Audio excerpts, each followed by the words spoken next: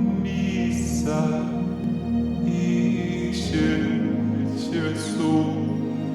mandire gerera zitema zangu mandipa batiza nowe yawe munoshamisa Jesu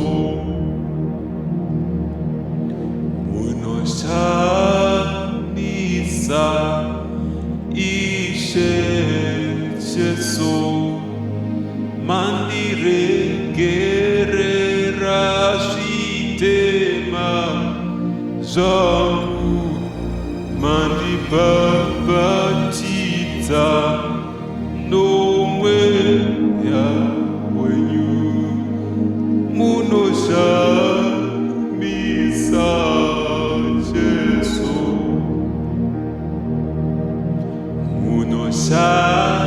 munoshamisa ishe Jesu mandiregerera zitema zangu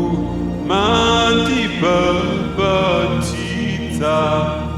nomwe yawenyu munoshamisa Jesu.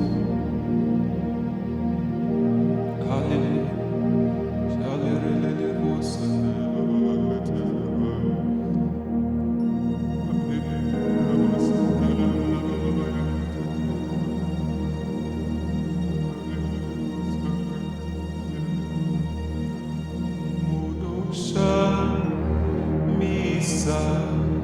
ishe Jesu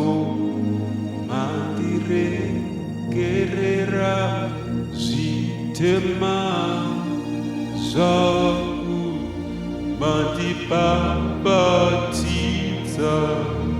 nomwe yawenyu munoshamisa